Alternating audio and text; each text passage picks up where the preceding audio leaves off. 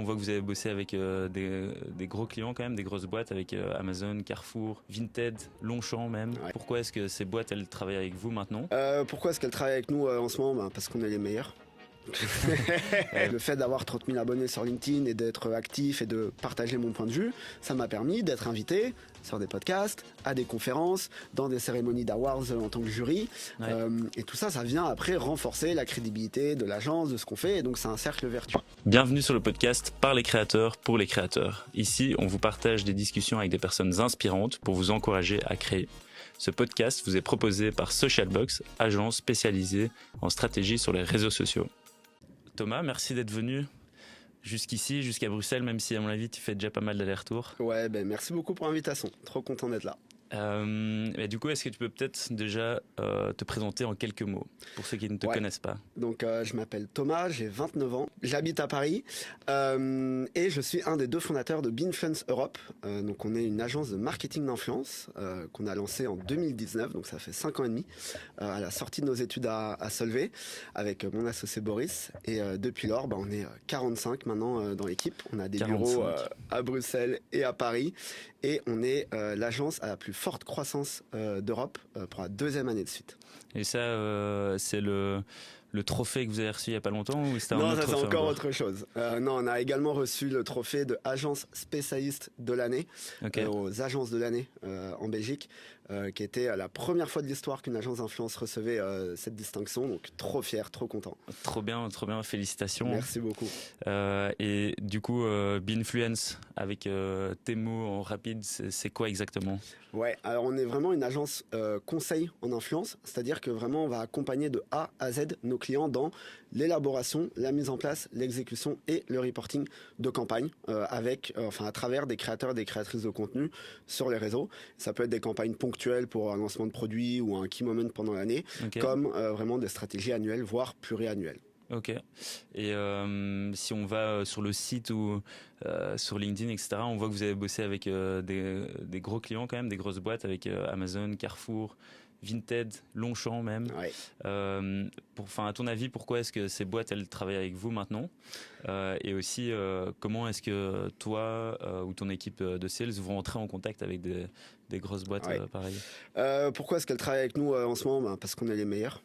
Vous avez reçu la première place, t'es obligé maintenant. Non, pourquoi est-ce qu'elle travaille avec nous plus sérieusement? C'est parce que on a vraiment une approche, on va dire, globale de l'influence. On n'est pas une plateforme, tu vois, on n'est pas non plus qu'une agence de talent, même si on a un département de talent management au sein de Bein, mais c'est parce que on accompagne des clients dans une industrie qui est en fait complexe. L'influence, on peut penser que c'est facile et que c'est tout droit, mais en fait c'est hyper subtil et il y a beaucoup de détails à connaître et à maîtriser pour faire des bonnes campagnes et des campagnes qui rapportent des résultats aux clients.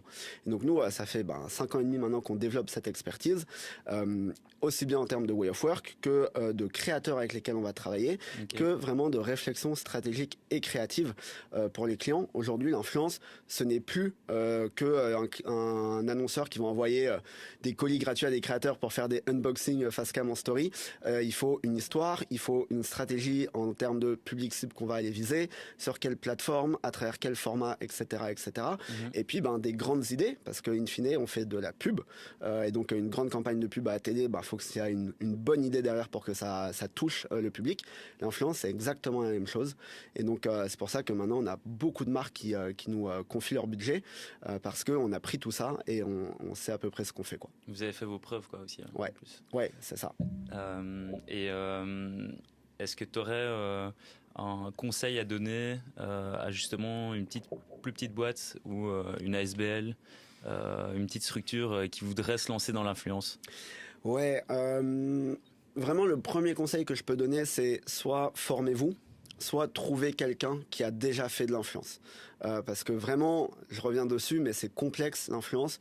Et si vous faites de l'influence sans savoir faire de l'influence, il y a de très très fortes chances que vous vous plantiez et que après vous en tirez la conclusion de l'influence en fait ça marche pas. Il n'y a pas de retour. Et ça serait trop dommage. Donc vraiment le premier conseil, c'est entourez-vous de personnes qui en ont déjà fait ou formez-vous via YouTube, via des formations, n'importe quoi, pour savoir un peu dans quelle direction vous allez.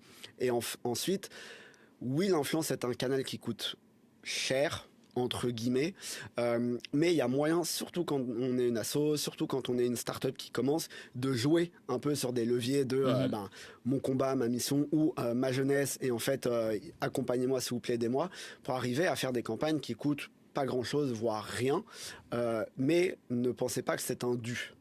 C'est parce que des fois nous on accompagne des assos qui à la base pensaient que parce que on a un super combat, une super mission, tout le monde va vouloir travailler gratuitement pour moi. Non, pas forcément. Faut bien comprendre que l'influence aujourd'hui c'est un business et un métier aussi du côté des créateurs de contenu, et que parfois travailler pour une asso gratuitement ça veut dire refuser un contrat rémunéré derrière, alors que tu as besoin de manger à la fin du mois, tu vois. Ouais, augmenter le nombre de collabs aussi que tu fais potentiellement. Donc, et donc aller fatiguer ton audience, etc. Ok, merci pour les conseils. Et petite question un peu random, mais c'est quand même lié à ce dont on parle. Est-ce que tu connais The European Kid? C'est un gars il a pas mal percé sur TikTok et sur Insta, qui fait genre, il se fait passer pour un enfant de riche devant des nightclubs. Non, je pense que c'est un Suisse de base. Donc t'as jamais vu passer de vidéos? Non. Genre il a explosé, il a fait des vidéos qui ont fait des centaines de millions de vues. Et en gros, on en parlait justement avec mon équipe, et lui, donc il a explosé en se faisant passer pour un gosse de merde de riche, et en fait il a fait 1-2 vidéos qui ont cartonné devant des nightclubs. Et du coup après il s'est dit ok, là je tiens à quelque chose, donc il a fait une stratégie autour de ça. Il a pris contact d'abord dans un premier temps avec plein de nightclubs, des restos, etc., pour proposer ce service en fait, de venir faire une vidéo qui va potentiellement faire des millions de vues. Et il y a plein de gens en fait qui se rendent pas compte que lui déjà c'est fake la vidéo. Il y a un méga travail qui est derrière, et qu'il vend aussi ce service en fait. Il y a plein de gens qui pensent que c'est vraiment lui en fait. Pourquoi je te parle de lui, c'est parce que je suis tombé justement sur une vidéo où il explique un peu les behind the scenes, et il a fondé Storytime. Et Storytime, c'est du coup une plateforme. On parlait justement d'une plateforme pour les influenceurs tout à l'heure, pour lier les entreprises locales à des influenceurs. Toi, qu'est-ce que t'en penses, et pourquoi est-ce que maintenant avec Binfluence, vous êtes une agence qui accompagne plutôt que justement une plateforme, ou est-ce que l'idée de plateforme a été dans vos têtes, etc. Y a plein de trucs hyper intéressants dans ce que tu as dit. Je vais juste faire une première boucle parce que je pense que c'est vraiment important de comprendre cette dualité parfois qu'il y a entre un créateur de contenu et ensuite un créateur de contenu qui arrive à faire des collabs. Aujourd'hui, sur les réseaux, en fait, faire des vues, faire des likes, faire des commentaires, faire du reach ne se suffit pas en lui-même pour faire de l'influence. Et il y a certains pays où en fait les plateformes rémunèrent les créateurs pour les vues qu'ils réalisent, tu vois, comme en France, aux États-Unis, etc. Et donc là, un mec comment il s'appelle? The European Kid. Comme The European Kid, il peut potentiellement très très bien gagner sa vie en faisant du contenu qui va ramener beaucoup de vues.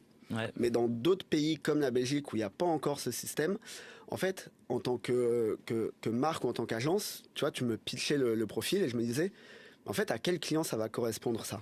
Et il n'y en a pas beaucoup. Tu vois, les seuls clients qui a priori correspondent, c'est des nightclubs. Et nightclubs, la plupart du temps, ils ont pas de thunes, ou en fait, au lieu de te payer, ils vont te filer une table ou une entrée VIP ou quoi que ce soit. Mais ça achète pas ta baguette le lendemain, tu vois.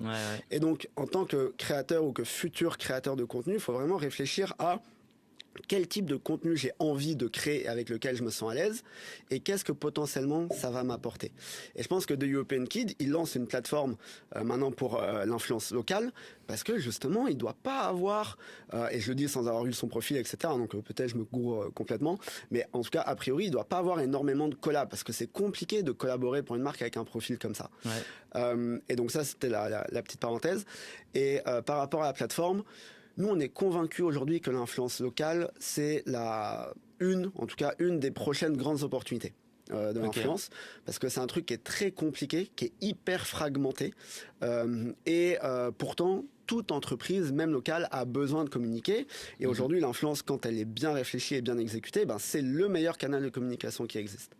Le gros challenge qu'il y a dans l'influence locale, c'est d'aller faire payer des marques locales et des entreprises locales, qui budget, la plupart du temps n'ont pas une thune, quoi. Tu vois, donc ça c'est le premier challenge lié à la partie locale, et le deuxième gros challenge lié à la partie plateforme, qui est aussi pourquoi à un moment on avait réfléchi à faire un SaaS, une plateforme, etc. Et finalement on a très vite décidé de se concentrer à 100% sur l'agence et l'accompagnement. C'est parce que la plateforme, ce n'est qu'un outil. Et si l'outil, tu sais pas bien l'utiliser, ça va pas faire des miracles. Et donc, le lien, et c'est pour ça que personne l'a encore craqué aujourd'hui, entre des marques ou des annonceurs locaux qui n'ont pas des grosses équipes marketing, qui n'ont pas forcément tu vois, l'expertise influence, et qui en plus n'ont pas beaucoup de budget, tu vas leur mettre une plateforme dans les mains qui va quand même coûter quelque chose, et donc relativement parlant va pour eux leur coûter plus cher que si tu vendais ta plateforme à Carrefour, et ils vont pas vraiment savoir quoi en faire. Et donc de nouveau, une plateforme ça peut être top, mais il faut savoir l'utiliser, il faut savoir s'en servir, il faut être prêt à mettre du budget derrière, et puis tu payes pour la plateforme, mais derrière il faut payer les créateurs également. Donc voilà. Tu penses que c'est un peu trop tôt peut-être? C'est un peu trop tôt pour le marché? Je pense pas que c'est trop tôt, dans le sens c'est un besoin, tu vois. Mais je pense qu'on n'a pas trouvé la bonne formule. Et si nous on la trouve, trop bien, parce que ça va nous faire un paquet de thunes. Si quelqu'un d'autre la trouve, si The Storytime est la solution, trop bien, il va se faire un paquet de thunes. Mais voilà, à voir. Ouais. Mais et ce qui est intéressant aussi dans son projet, tu le sais certainement mieux que moi, mais il y a moyen de rémunérer les influenceurs. Donc les entreprises locales peuvent rémunérer les influenceurs, mais il y a aussi moyen de les rémunérer d'une autre manière, donc en faisant du gifting. Et je pense qu'il y a aussi, peut-être que je me trompe, mais je pense qu'il y a quand même énormément de petits créateurs de contenu ou influenceurs qui en fait aimeraient bien avoir plus de collabs et gagner pas forcément de l'argent, mais juste des giftings, que ça soit, je sais pas moi, un café dans un chouette coffee shop ou je sais pas, un donut, et ça je trouvais ça vraiment pas mal dans cette plateforme. Je pense que c'est vraiment cet aspect là qu'ils essayent de mettre en place aussi. Ouais, mais tu vois, ça c'était top en 2020-2021, et c'est pour ça qu'il y a des entreprises comme Emblem en France qui ont vraiment surfé sur ça. Et puis il y a eu la loi influence en France, et puis maintenant il y a la régulation européenne qui arrive, et en fait toute rémunération en nature va être considérée comme taxable fiscalement. Et donc tu te retrouves dans le même problème, le même challenge, qui est: demain je suis un petit créateur, on m'invite à passer, je sais pas moi, une nuit dans un hôtel, tu vois, valeur 200 € avec le petit-déj, etc. Bon, trop bien. Mais premièrement, je peux toujours pas payer ma baguette avec ça. Et maintenant, en plus de ça, je vais devoir payer un impôt sur la valeur en nature de mon cadeau. Tu vois ? Et donc, ça va pas être tenable pour tout un tas de créateurs qui n'ont pas suffisamment de revenus liés à l'influence pour payer les taxes liées au cadeau. Donc voilà, attention. Et par rapport à ça, justement, est-ce que tu sais pourquoi en Belgique, par exemple, on ne peut pas être rémunéré sur TikTok? Tu connais les raisons exactes? Parce qu'on est un trop petit pays. Okay. Ouais, et que c'est une grosse machine. Dans les coulisses, on s'en rend pas forcément compte, mais mettre en place des fonds créateurs qui, soient viables économiquement parlant, et rémunèrent de manière équitable, ou en tout cas juste, les créateurs et les créatrices. Et donc là, tu rentres dans plein de problématiques, tu vois, très, très opérationnelles, mais genre en mode, si ta pub, elle est entre deux TikTok, tu rémunères qui? Tu rémunères les deux, ou tu rémunères celui d'avant parce que on a donné envie à ce qu'il continue d'être sur TikTok, ou tu rémunères celui d'après, enfin bref. Et donc c'est très complexe. C'est pour ça que les plateformes se concentrent d'abord sur les très très gros marchés, US, UK, France, Allemagne, Mexique, Canada, etc. Et ça viendra, on l'espère, à terme, dans des plus petits marchés comme la Belgique, les Pays-Bas, en croisant les doigts pour que d'ici là, les plateformes continuent de se dire que c'est une bonne idée. Et super intéressant d'avoir ta réponse, parce que c'est vrai que, en tout cas pour moi c'était très flou. J'ai essayé de me renseigner, voir quelles étaient les raisons, etc. Mais du coup ça fait totalement sens. Et pour revenir peu sur Bein. À quel moment est-ce que toi tu t'es dit ok, là je dois engager? Ouais. C'était il y a combien de temps? Ouais. Premier recrutement en juin 2020. Lisa Van Steen, qui est toujours chez nous aujourd'hui. À quel moment on s'est dit qu'on devait engager? Quand on n'avait plus le temps de dormir.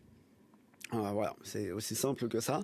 Mais en gros, on a fait énormément seul, Boris et moi. Et puis après, on a fait énormément avec des stagiaires.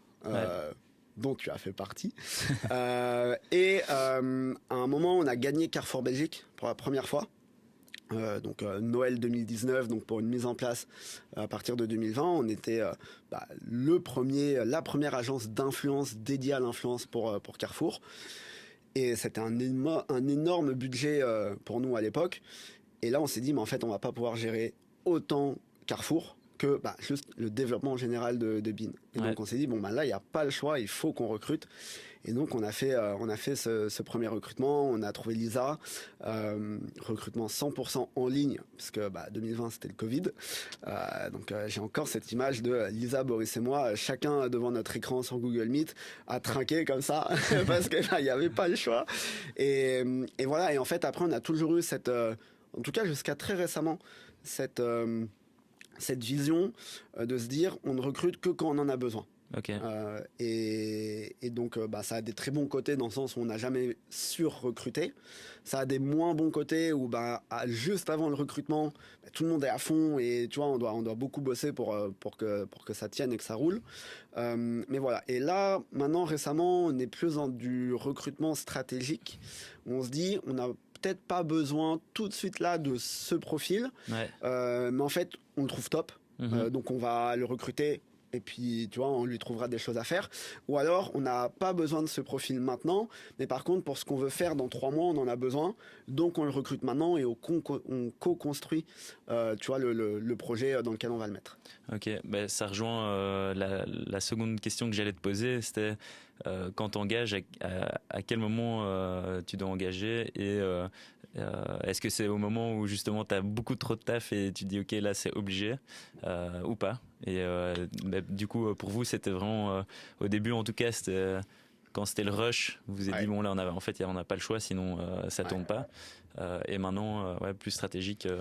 Ouais, c'est ça. Et puis, nous, on a vraiment vécu une très très grosse croissance, donc on pouvait pas forcément planifier à l'avance nos besoins futurs. C'est-à-dire qu'on a été énormément dans la réaction. On gagnait plein de clients. Fallait délivrer et donc on n'était pas assez et donc il fallait recruter, etc. Maintenant, on a toujours une très grosse croissance, mais on a un peu appris, tu vois, après 5 ans et demi de boîte. Et donc, on arrive à mieux prévoir les besoins futurs de recrutement et au sein de l'équipe. Donc, c'est un peu plus tranquille, mais d'un autre côté, ça nous prend un temps de dingue maintenant de recruter. Tu vois, parce qu'on est tout le temps en recrutement. Mais après, c'est aussi une de nos convictions propres que tout part de l'équipe et que en fait sans l'équipe, Boris et moi on serait rien et Bein ne serait rien. Et donc on y accorde aussi une grande importance et donc on a envie d'être encore dans les processus de recrutement, etc. pour s'assurer que les futurs membres d'équipe collent à la culture, à l'ambition, à l'énergie, etc. Ok. Et ça rejoint un post LinkedIn que tu as fait il n'y a pas longtemps, que j'ai lu jusqu'au bout parce que ça m'a super fort intrigué. C'était ce que tu as appris par rapport aux années de recrutement justement que tu as faites. Et tu as cité plusieurs éléments. Tu sais peut-être en donner quelques-uns ici. Ouais. Alors j'avais fait 2 posts, je me souviens. Je pense que moi c'était le premier auquel je fais référence. Ce à quoi on fait pas attention. C'est ça, ouais.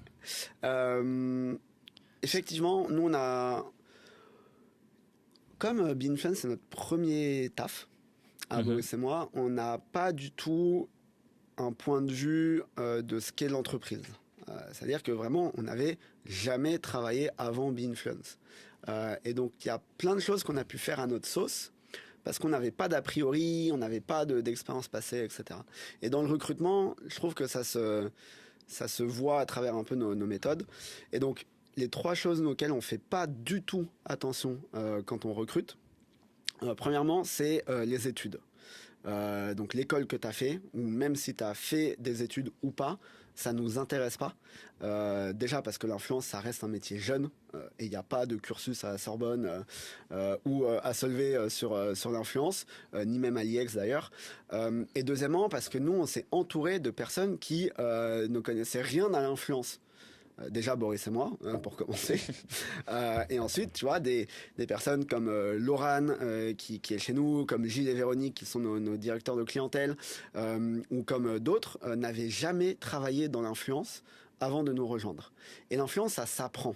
Donc nous, on regarde beaucoup plus le mindset, l'ambition, etc., l'énergie, plutôt que quelle école t'as fait, parce que de toute façon, ça n'a pas d'importance. Ouais. Le deuxième truc qu'on regarde jamais, c'est à quoi tu ressembles. Ça nous intéresse pas, tu vois. Et le troisième truc qu'on regarde jamais, c'est les loisirs sur le CV. Parce que, frère, tout le monde a les mêmes. Et puis, ça veut rien dire, j'aime le cinéma. Tu vois, ou j'aime la rando. Non. Donc nous, ce qu'on fait, c'est qu'on regarde pas ça. On n'en parle pas au premier entretien. Et au deuxième entretien, donc là, on parle plus du tout des compétences. Okay. Et on parle que de toi. Et là, on va aller comprendre un peu qui tu es, d'où tu viens, etc. Ouais. Ouais. Ok, voilà. C'est super intéressant et je pense hyper pertinent pour des jeunes aussi qui veulent postuler dans des boîtes. Je pense que la vision que tu as et que vous avez pour recruter, je pense qu'elle va devenir de plus en plus comme ça, en tout cas dans des agences, dans des boîtes de com, des boîtes peut-être un peu plus créatives. Ouais. Après, je pense que, il y a deux choses à ça. La première, c'est que on a la chance quelque part d'être une agence d'influence. Tu vois, on n'est pas une entreprise dans le nucléaire ou n'importe quoi d'autre, qui a besoin quand même de voir que la formation est solide par rapport aux compétences requises. Et la deuxième chose, c'est que moi, il y a quand même des gens en commentaire de ce poste qui m'ont dit « Oh mais purée, en fait, c'est de la discrimination inversée, ça veut dire que quand on a fait une bonne école, on peut pas postuler chez vous. » Non, ça veut juste dire qu'on va pas regarder. C'est juste que ça changera rien pour notre process. Mais aujourd'hui, dès que tu dis un truc, tu vas avoir les bons et les pour et les contre, quoi. Bah justement, toi sur LinkedIn, tu as plus de 30 000 abonnés, 30 000 personnes qui te suivent sur LinkedIn.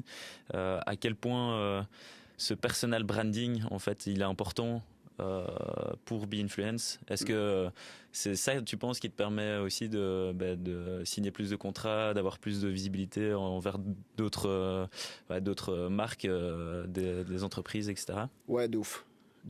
Il faut savoir que LinkedIn, moi j'ai commencé, je voulais pas y être. C'est-à-dire que vraiment... Je m'en souviens. Tu vois, t'étais là. Ça peut paraître un peu bizarre comme ça, mais de base, je suis quelqu'un qui aime pas se mettre en avant. J'aimais pas parler en public, j'aimais pas parler de moi, j'aimais pas parler de mes projets. Et c'est juste le fait de lancer une entreprise, une agence, une start-up, nous a forcé à devoir communiquer. Et donc, j'ai commencé à écrire les premiers posts et vraiment, je me trouvais horrible. Et juste, je me suis forcé et je me suis amélioré et ça a pris. Et vraiment, je n'exagère pas en disant ce chiffre. Sur les 2-3 dernières années, il y a plusieurs millions d'euros de contrats qu'on a signés qui venaient directement ou indirectement de LinkedIn.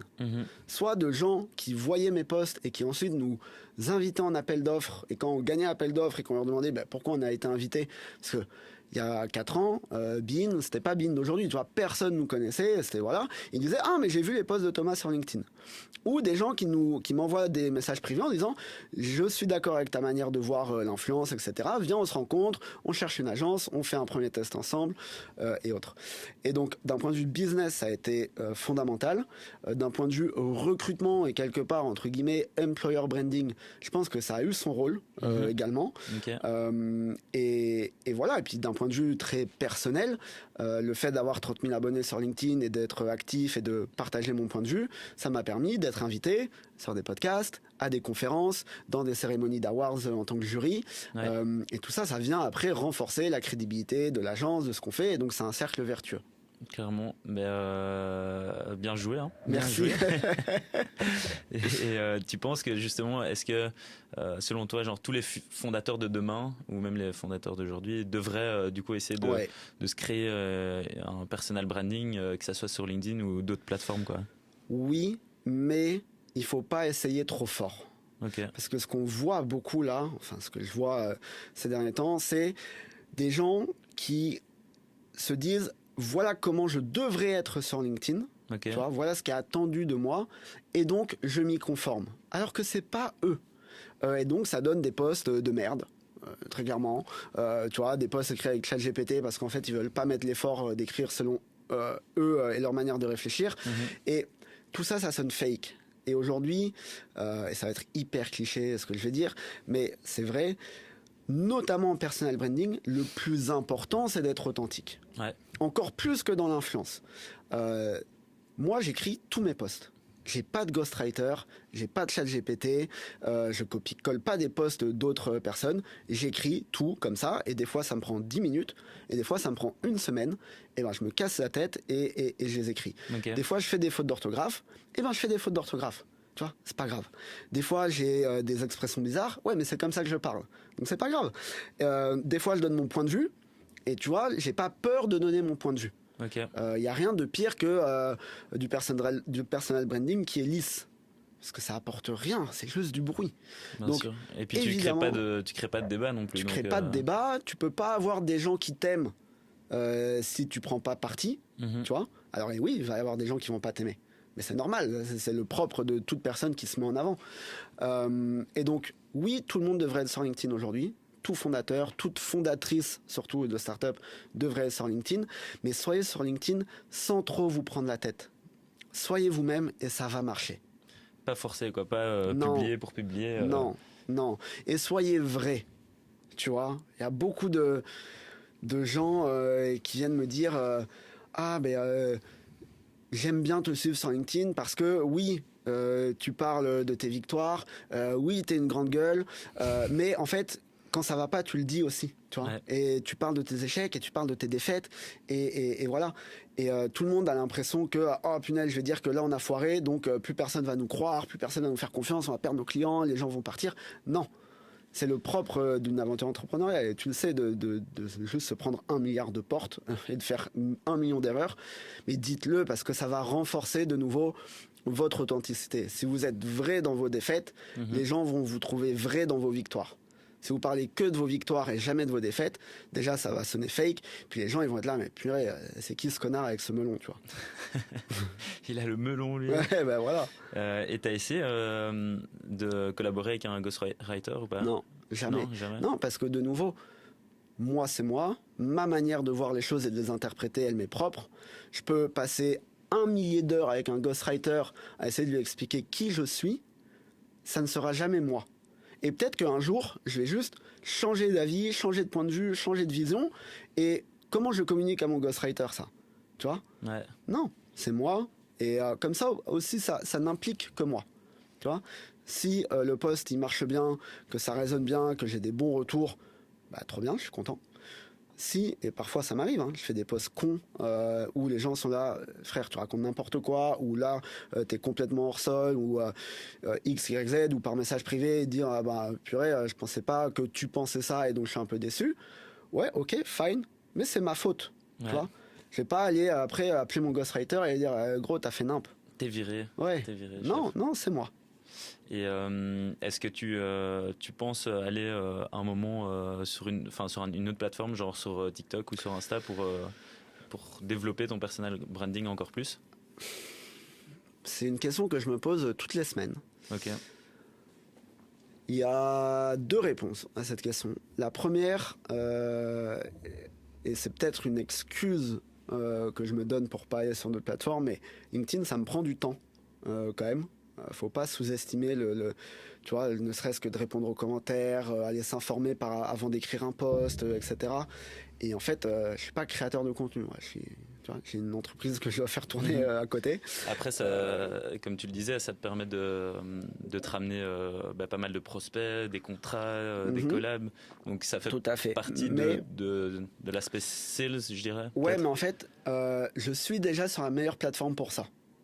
Et c'est LinkedIn. Ouais. Tu vois, sur TikTok, je vais aller faire des vues, peut-être auprès de futurs clients, peut-être auprès de Mexicains qui n'ont rien à faire, et peut-être auprès de mecs de 17 ans qui veulent être entrepreneurs, mais c'est pas non plus mon vrai public cible.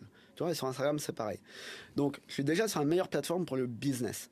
Ensuite, la deuxième raison, et je pense que c'est vraiment la plus forte, c'est que je ne m'aime pas du tout en vidéo.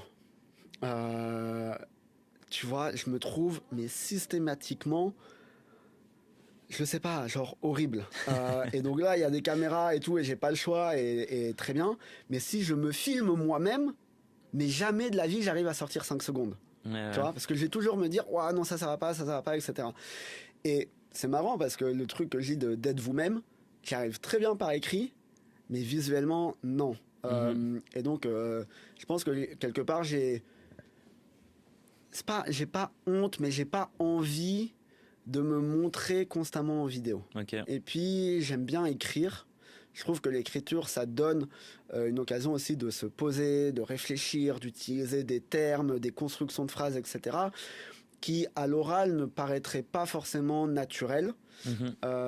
Et donc, je préfère exposer ma pensée, surtout quand elle doit être détaillée par écrit. Ok, bah donc ça fait sens. TikTok, Insta, sans vidéo, c'est quand même. Mais tu vois, maintenant, je me dis, avec des outils comme Argile, etc., avec en fait, juste t'écris ton texte, et puis tu dois te filmer 2 minutes le temps que ton avatar soit créé, et puis après, t'arrives, tu vois, à faire de la vidéo à peu près naturelle. Ouais. Pourquoi pas? Faudrait tester. Hein. Faudrait tester.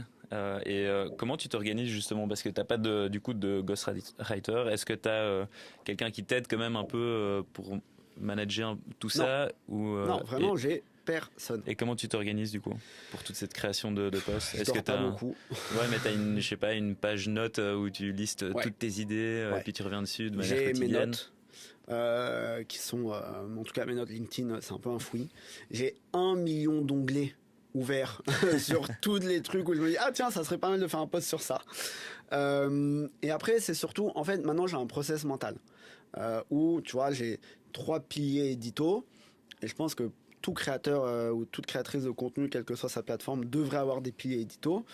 Pour moi, les 3, c'est les victoires et les défaites de Bean, mon aventure en tant qu'entrepreneur, et puis les news de l'industrie dans laquelle on est, donc c'est-à-dire l'influence sur social media ou la pub de manière générale. Et donc, je sais que je dois faire à peu près un ping-pong entre ces 3 piliers. Je sais que en moyenne, je vais publier 3 fois par semaine. Mais par contre, après, je me laisse guider par les événements. C'est-à-dire, si on a une grande victoire, une grande défaite, ben, je vais mettre l'accent sur ça. Si c'est une grosse news, ben, je vais mettre l'accent sur ça.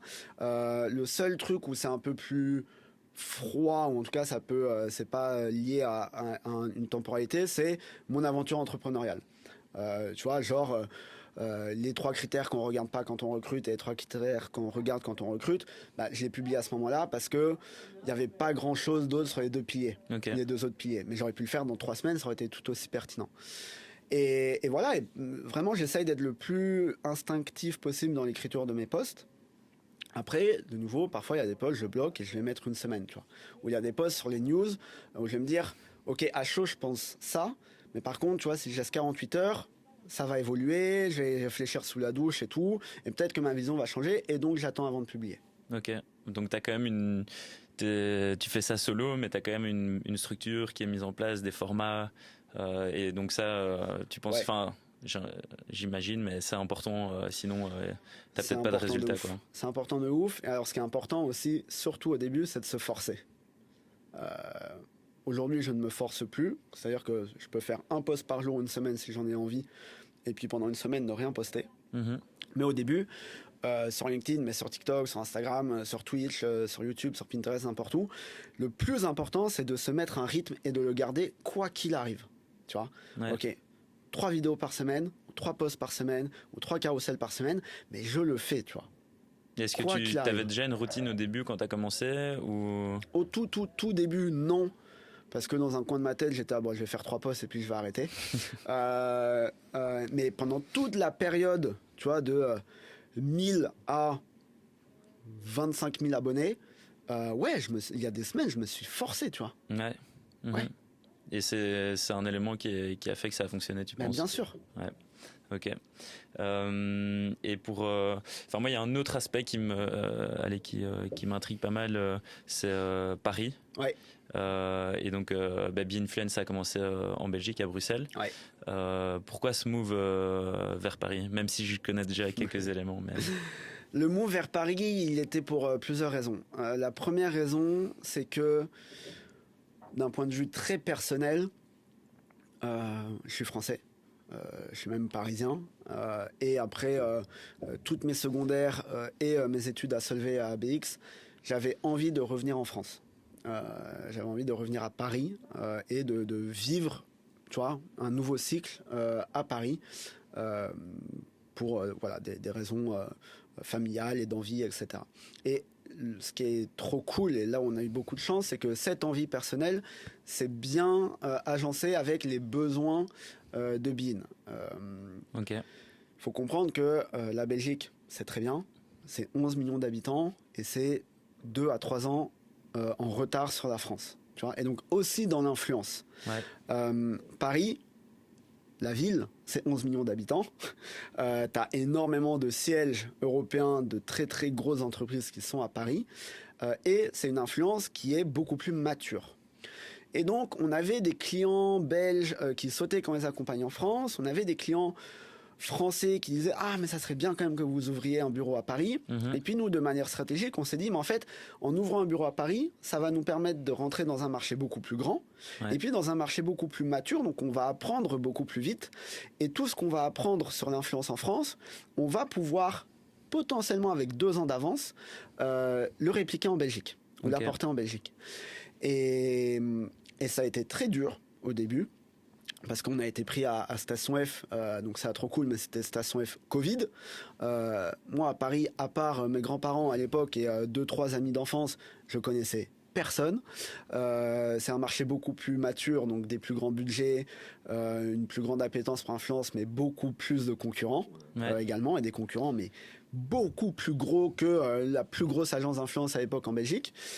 Donc il a fallu batailler. Il a fallu batailler d'un point de vue personnel, il a fallu batailler d'un point de vue professionnel. On s'est pris pas mal de claques, mais c'est des claques qui nous ont formés. Et puis on n'a rien lâché, parce que tu nous connais, on lâche rien. Et maintenant, Paris, c'est 15 personnes, c'est 40% du chiffre d'affaires de Bein au global. On est l'agence d'influence de Carrefour France, d'Amazon France, de Peugeot, de Bouygues Télécom. Et ça cartonne, tu vois. Et moi, je suis trop content d'être à Paname. Voilà. Et puis il y avait quand même, et tu le sais, ce côté Beanfluence Europe dès le début, Beanfluence.eu. Notre ambition, notre vision, c'est de devenir la meilleure agence d'influence d'Europe. Au-delà de la Belgique, il fallait bien qu'on commence quelque part. Donc Paname, et puis après on verra la suite. Si ça pouvait coller en plus avec tes ambitions perso et retour aux sources. Ouais, c'est ça qui est trop bien. Et c'était le bon moment pour toi, enfin tu penses que c'était le bon moment de bouger vers Paris, ou c'était, enfin j'ai l'impression que c'était peut-être un peu trop tôt, mais pas plus mal non plus. Je pense qu'il vaut mieux toujours être trop tôt que trop tard. Donc on était peut-être un tout petit peu trop tôt.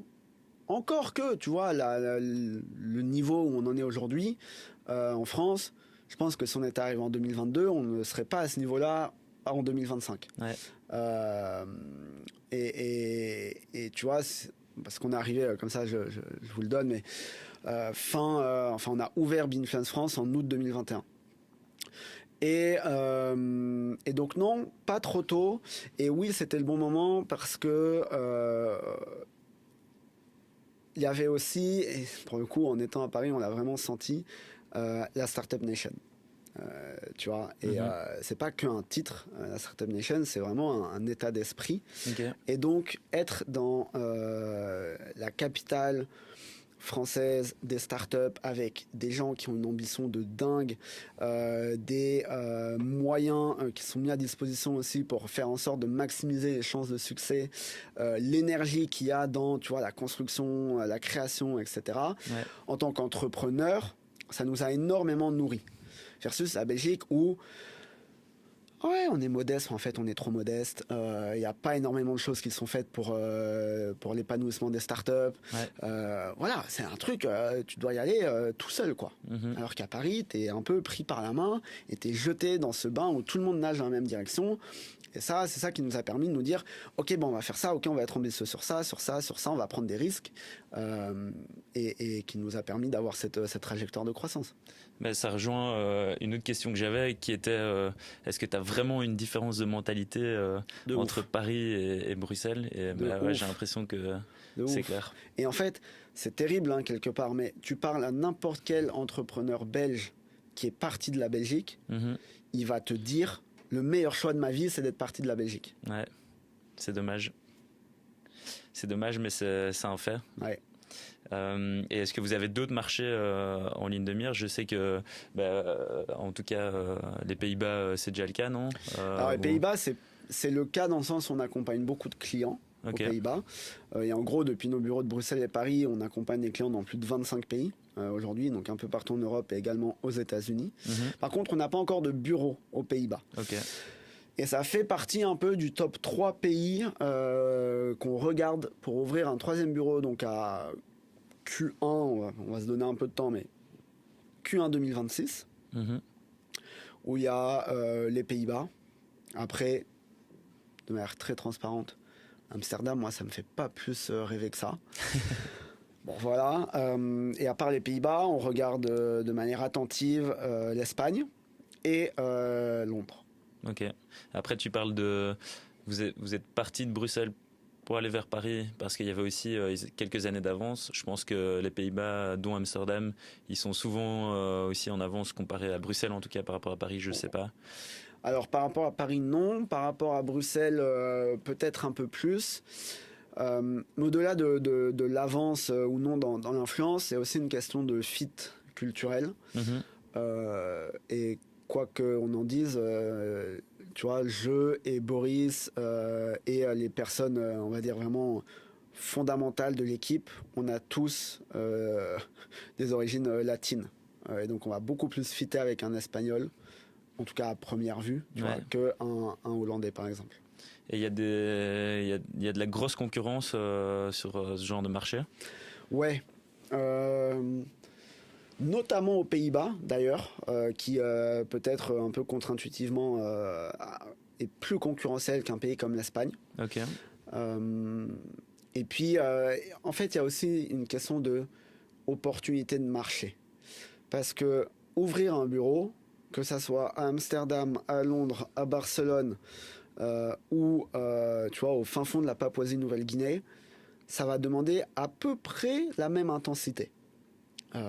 Tu pars de zéro, tu dois trouver les premières personnes, recruter les premières personnes, faire les premiers rendez-vous, te prendre les premières portes, signer les premiers contrats, mettre en place les premières campagnes, etc., etc., etc. Et donc l'intensité va être à peu près la même, le niveau d'investissement que tu vois en ressources va être à peu près le même, et donc tu dois commencer à réfléchir de qu'est-ce qui va me rapporter le plus si ça se passe bien. Et en fait, le marché hollandais, il est 2 à 3 fois moins gros que le marché espagnol, qui est lui-même 2 fois moins gros que le marché au UK. Et donc, c'est aussi un facteur à prendre en compte, tu vois, de où est-ce que tu mets ton effort. Ok, ouais, donc le choix est vite fait. Hein. Et il y a, je sais pas, il y a combien de temps, mais vous avez fondé le Sway Crew, est-ce que je le prononce bien? Ouais, le Sway. C'est quoi exactement? Donc c'est un groupe d'influenceurs un peu validés par Binfluence. C'est quoi le principe?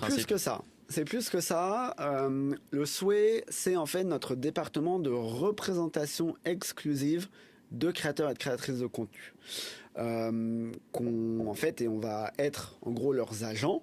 Comme il y a des agents de sportifs, maintenant il y a des agents de créateurs de contenu, et on va les accompagner sur l'ensemble de leur carrière, donc pas seulement sur l'influence, mais également sur leurs projets, tu vois, que ça soit de les mettre à la télé, au cinéma, de les aider à lancer une marque, X, Y, Z. En fonction de leur objectif perso aussi. Voilà, de leur objectif, etc. Et de vraiment de leur manager de carrière. Le Sway, on l'a lancé un peu, entre guillemets, par opportunisme, dans le sens où, à la base, on voulait pas du tout faire du talent management. Et puis, Shona de Witt, avec qui on travaillait beaucoup déjà à l'époque, est venue nous voir en 2021, fin 2021, en nous disant, voilà, les gars, moi, je viens de virer mon énième manager qui, en fait, ne comprenait rien à l'influence.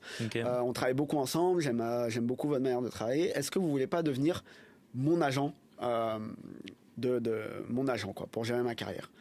Et on s'est dit, ben non, c'est pas notre taf, tu vois. Pas possible. Et puis en fait, après, on a réfléchi, on s'est dit, mais on peut pas dire non à Shona DeWitt. Et donc, on a dit, bon, bah ok, on va faire un test. Et on va voir vraiment ce que ça donne, parce que nous, ça va être une découverte. Et toi, ben, ça va être aussi la première fois que tu es accompagné par une structure, entre guillemets, à peu près professionnelle. Et en fait, on a kiffé, et Shona a kiffé, et on a, comme ça, on s'est dit, bah ouais, le talent management, en fait, c'est un vrai besoin pour les créateurs et créatrices de contenu, parce qu'on n'imagine pas, et tu as eu des créateurs très cool, dont notamment certains du Sway qui sont venus sur le podcast, mais toute la partie admin, négo, réponse aux mails, fiscal, compta, etc., c'est un temps de dingue, et c'est un temps que les créateurs ne passent pas sur la création de contenu. Au-delà de, en fait, des fois, tu te fais rouler dans la farine, quoi, par les marques, pour des collabs ou par d'autres agences. Tous les créateurs ne connaissent pas leur valeur réelle sur le marché. Nous, en tant qu'agence, on sait combien on vend une campagne à un client. Donc, on sait ce que valent les créateurs, tu vois. Donc, on peut être garant de leurs intérêts pour ceux qu'on représente. Ok. Et donc voilà, on a lancé ça, ça a cartonné. Et aujourd'hui, il y a une équipe de 6 talent managers chez Bein. On accompagne quasiment 30 talents, aussi bien francophones que néerlandophones. Et on est trop contents. Trop chouette. Et en plus, j'imagine, c'est un méga boost aussi pour eux d'être dans un groupe. Enfin, est-ce que vous faites des rencontres? Est-ce que tu penses il y a clairement plus d'aspects positifs pour eux, je pense, d'être dans une team que s'ils étaient tout seuls de leur côté avec leur propre manager, quoi. Ouais, et puis tu vois, tu as mis le point sur un truc qui est que la création de contenu, ça peut être très solitaire. Tu vois, et en fait, un créateur de contenu, il a besoin de voir des gens. Il a besoin de faire des ping-pong d'idées. Il a besoin de faire des collabs avec d'autres créateurs de contenu, etc., pour s'inspirer. Et donc, je dis pas que sans le Sway, les créateurs se parleraient pas, mais en tout cas, ça facilite les échanges entre créateurs représentés par Bein pour faire du contenu ensemble, aller boire des verres ensemble, poser des questions et avoir des réponses et différents points de vue, etc., etc. Et nous, c'est un truc qu'on essaye de structurer un peu aussi avec des events, des team building et autres. Et puis, il y a aussi le côté, on les nourrit des dernières tendances, formats, etc.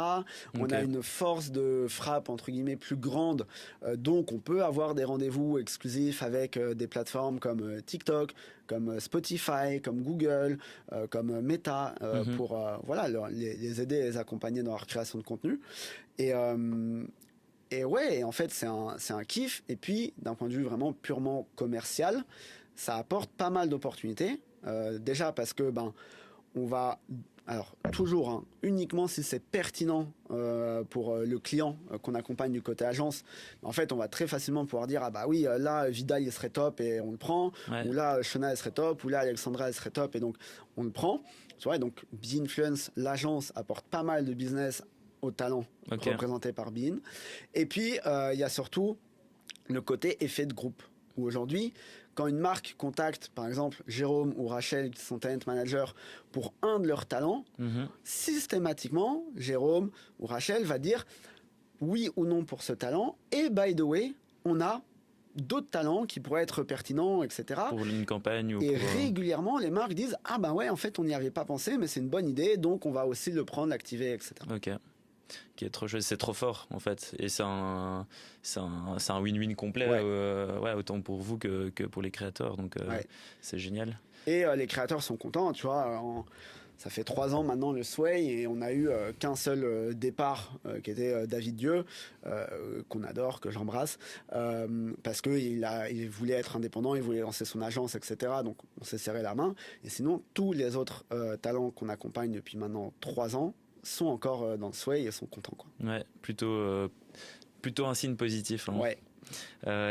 Du coup, tu parles de Shona DeWitt, je pense que ça peut être un bon exemple pour ma question que j'avais. C'était, c'est quoi selon toi un bon influenceur aujourd'hui? Est-ce que justement c'est un bon exemple?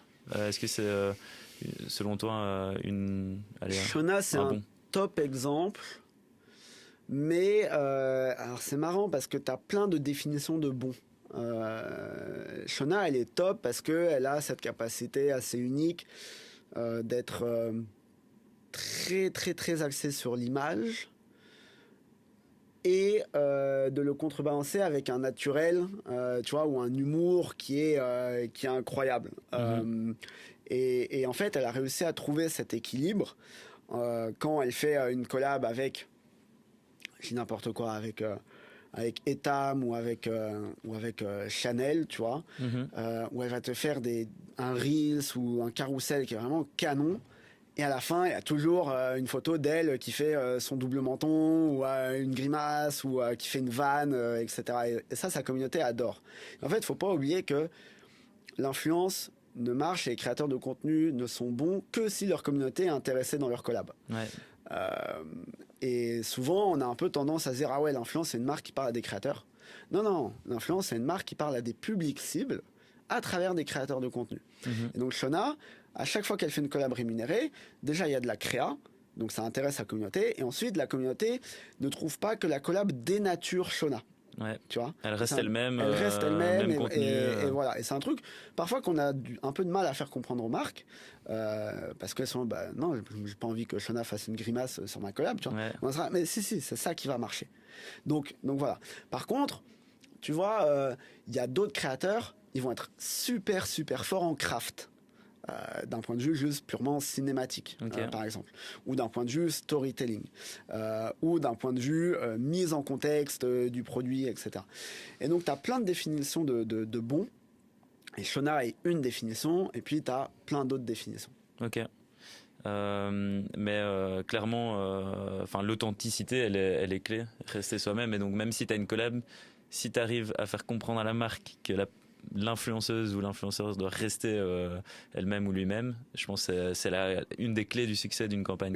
Une des clés, parce que l'authenticité, c'est le mot que tout le monde utilise depuis 2-3 ans dans l'influence. Point d'attention quand même, si tu es authentique et que tu n'es pas intéressant, ça sert à rien. Ouais. Tu vois. Donc, au-delà de l'authenticité, il faut aller procurer des émotions aux communautés. Et ça, c'est un travail qu'on fait nous en tant qu'agence, dans l'élaboration des recos stratégiques et créatives. C'est vraiment, il faut aller raconter une histoire qui va aller intéresser les communautés, qui va leur procurer des émotions, quelles qu'elles soient, le rire, la joie, la peine, la surprise, la colère, bref. Mais il faut aller procurer quelque chose. Il ne suffit plus aujourd'hui d'être authentique. Tu vois, une collab où j'envoie un produit gratuit de nouveau et le créateur il fait un unboxing face cam de manière hyper authentique, personne va regarder, frérot. Tu vois. Mais ouais, et donc est-ce que j'ai trop de questions, je sais pas par où commencer quoi. Enfin par où terminer plutôt. Mais j'avais une question pour rebondir, elle va me revenir pour rebondir sur le fait d'avoir une campagne pertinente. Qu'est-ce que c'était ? Je vais retomber dessus. J'ai envie de te la poser. Ça va revenir. En tout cas, une campagne pertinente, peut-être comme ça tu retrouveras ta question. C'est plusieurs facteurs. Il y a un facteur vraiment réflexion stratégique et créative.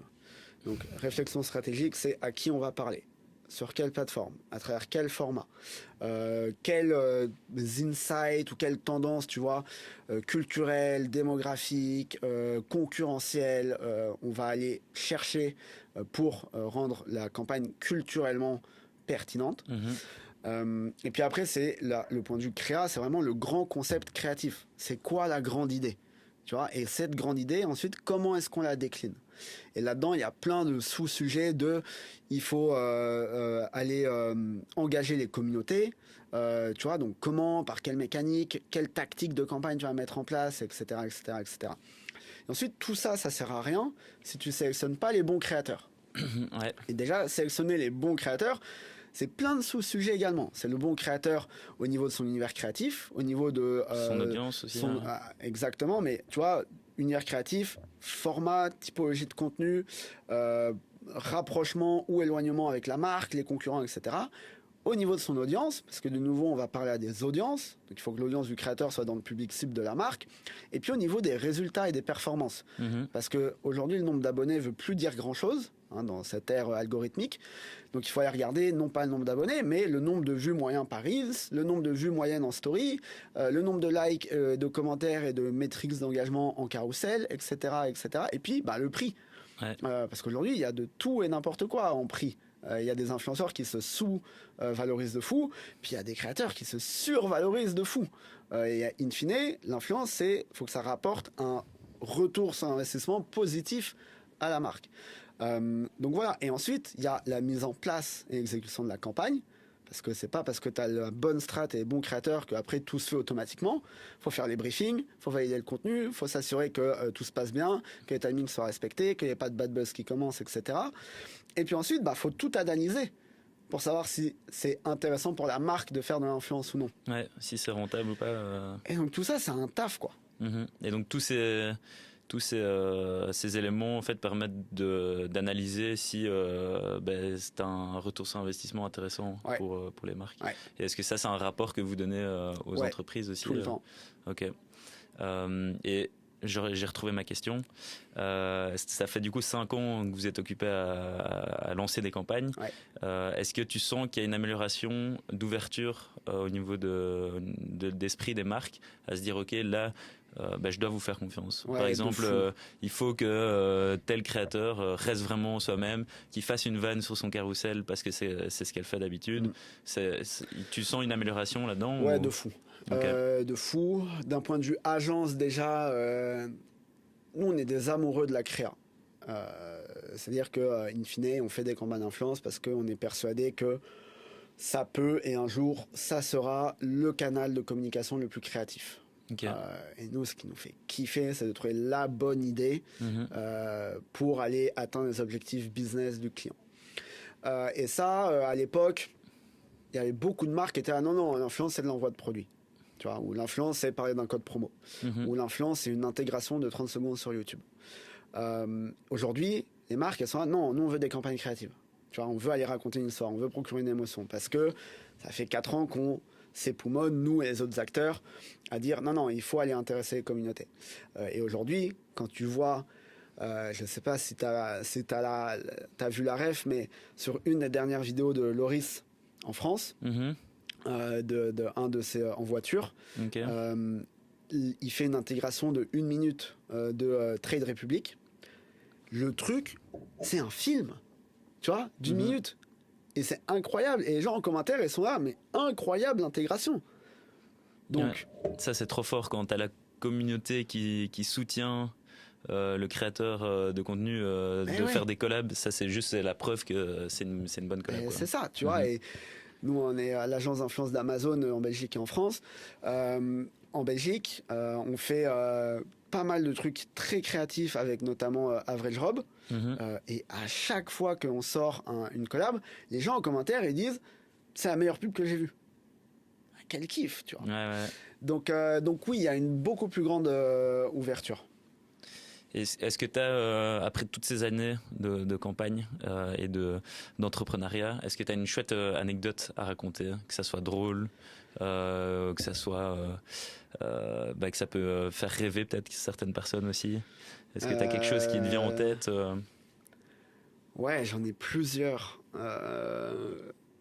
Est-ce qu'elles sont listées comme tes futurs posts LinkedIn non, ou pas? elles sont pas listées. Je pense que juste d'un point de vue faire rêver,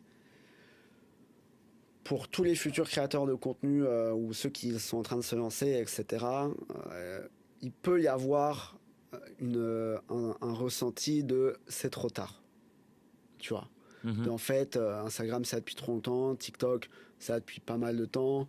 YouTube, c'est la préhistoire, tu vois, 2005. Non, c'est jamais trop tard. Et ça, c'est vraiment un truc que je veux leur dire. Nous, on voit encore aujourd'hui des créateurs, des créatrices qui se sont lancés il y a 3 mois et qui ont atteint là, bim, 30 000 abonnés. Tu vois. Et parce qu'ils sont eux et qu'ils vont trouver des nouvelles manières de montrer, de faire du contenu, etc. Non, c'est pas trop tard. Et le deuxième point rassurant, c'est aujourd'hui, encore plus que hier, il n'y a pas besoin d'avoir 100 000 abonnés pour vivre de sa création de contenu. Tu peux avoir 20 000 abonnés et faire des collabs trop chouettes. Et en plus de ça, maintenant avec le développement et l'essor de la création de contenu par tu vois, des créateurs pour les marques, ce qu'on appelle de manière un peu d'ailleurs valise l'UGC, ben, il y a des créateurs qui ont 5000 abonnés, mais qui ont une manière de créer le contenu qui est top et qui vont se faire 5000 € par mois en créant du contenu pour des marques. Okay. Tu vois, qu'ils n'ont même pas besoin de publier. Donc ça, c'est pas trop tard. Par contre, l'algorithme, il est intransigeant. C'est-à-dire que si ça ne marche pas, c'est pas que l'algorithme te banne ou non, c'est juste que c'est pas intéressant. Tu vois. Donc, il faut être très très froid vis-à-vis de soi-même. L'algorithme, le jour où tu trouves un truc qui va marcher, il va te mettre en avant, il va te faire exploser. Tant que t'as pas trouvé ça, continue de tester. Donc ça, c'est par rapport aux créateurs. Par rapport à une anecdote de Bean, on s'est pris plein de défaites, tu vois, et si je peux en dire une, on est dans un game d'appel d'offres, dans l'influence comme dans la pub de manière générale. Et il y a 2 ans, je pense, timing pas très important, mais bref, on travaille sur ce qui à l'époque était le plus gros appel d'offres de l'année pour nous en Belgique. Okay. Plusieurs centaines de milliers d'euros, un client mais fabuleux. On passe 3 mois vraiment jour et nuit à bosser sur la reco, 200 slides de reco. On est trop fiers de nos idées, le casting est top, etc. Et comme c'était un appel d'offres public, tout se passait sur une plateforme. Et il fallait donc uploader les documents, etc. Et nous, il y a un concours de trucs qui font qu'on a uploadé tous nos docs 5 secondes, et quand je dis 5 secondes, c'est littéralement 5 secondes, après la deadline sur la plateforme. L'Institut public nous a répondu en disant « On a quand même pris le temps de lire votre reco, on a adoré. Concrètement, c'était pour vous. Mais quand vous avez uploadé ça 5 secondes trop tard, désolé, vous êtes disqualifié. » Et ça te rend fou. Tu vois ? 3 mois de taf. 3 mois de taf à la poubelle. Ouais, ça doit piquer, ça. Et ça pique de ouf. Et depuis lors, tu vois, on s'est mis des deadlines, genre 1 demi-heure avant. Maintenant, c'est fini. Et frère, genre, l'appel d'offres de... je vais pas dire le client, mais un des très très gros appels d'offres qu'on a gagné là en fin d'année, on a uploadé tous les docs, il restait 1 minute 30. Et on s'est dit, mais on va pas revivre ça, tu vois. Et heureusement, on l'a pas revécu. Mais donc, voilà, c'est pas parce que on parle quand même systématiquement plus de nos réussites que de nos échecs qu'il n'y a pas des gros échecs.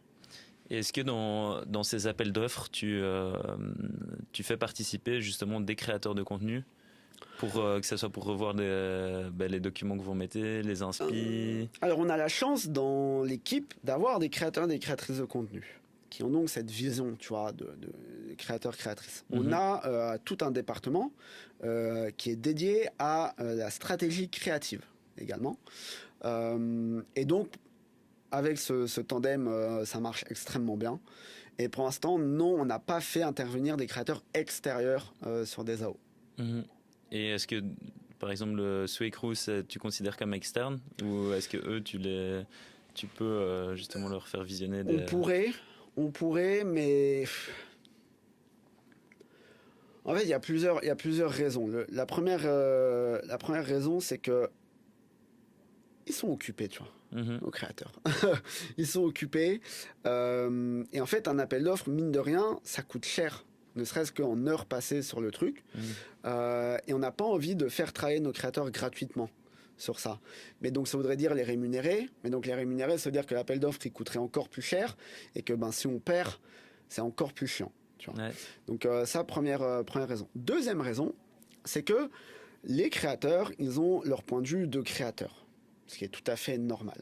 Le point de vue des créateurs, parfois, il est complètement aligné avec le point de vue et les besoins et les envies d'une marque, et parfois pas du tout. Et c'est pour ça qu'il y a des agences comme nous qui existons. Parce que si la communication était 100% fluide entre une marque et un créateur, il n'y aurait pas besoin d'agence. Nous, on est là pour parfois amener une créativité ou une approche, tu vois, stratégique auquel les créateurs n'auraient pas pensé. Parce qu'ils auraient pu se dire ouais, ça c'est trop compliqué, ou ça c'est trop éloigné, ou ça je comprends pas trop. Et puis parfois les créateurs ils sont pas inspirés non plus, tu vois. Donc ils sont très contents quand on vient avec un brief et qu'on leur dit tu vas faire ça, ça et ça, et il est là, ah mais purée, trop cool, tu vois. Ouais, et ça correspond à leurs attentes. Et ça aussi, correspond à leurs attentes, mais ils n'y auraient pas pensé. Donc c'est pas parce qu'ils sont créateurs qu'ils sont omniscients. Ok, super pertinent. Et j'ai une dernière question pour toi. Tu parlais de Paris tout à l'heure. Tu disais que tu es arrivé, tu avais peut-être quelques membres de ta famille, quelques potes d'enfance.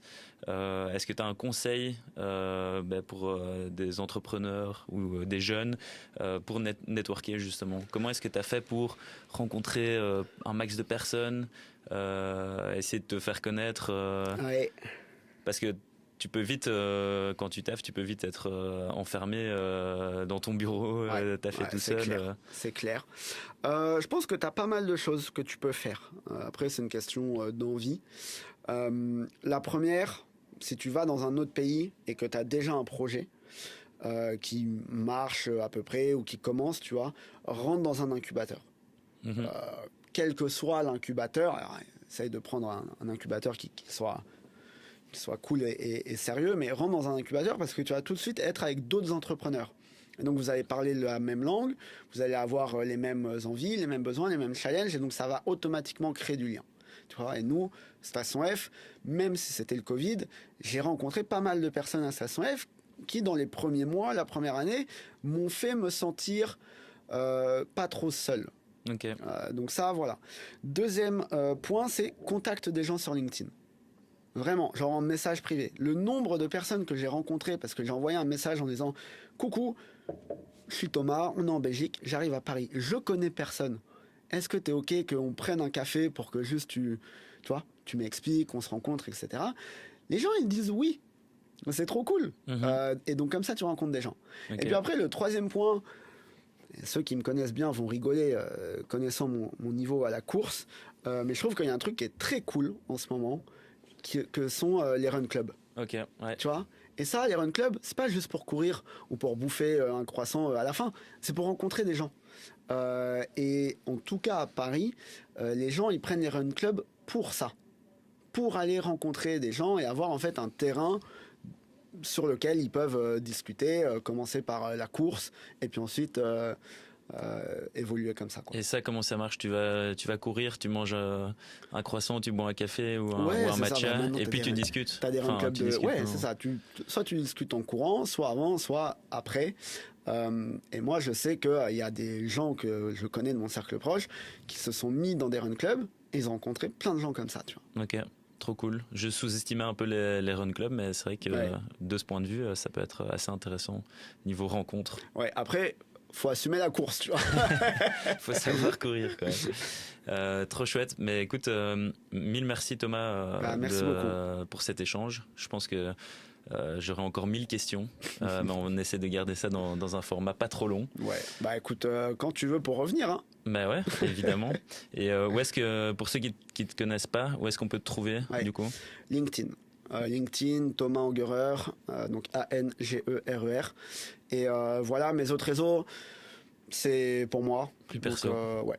Ok, ça marche. Et ici pour le podcast, du coup, il est diffusé sur Spotify, YouTube et aussi en réel, enfin sur TikTok, cool. Dans tous les formats. Et ça s'appelle Par les créateurs, pour les créateurs, yes. Pour des futurs entrepreneurs, futurs créateurs de contenu. Je te dis à la prochaine. À la prochaine et merci beaucoup pour l'échange. Merci à toi. Salut.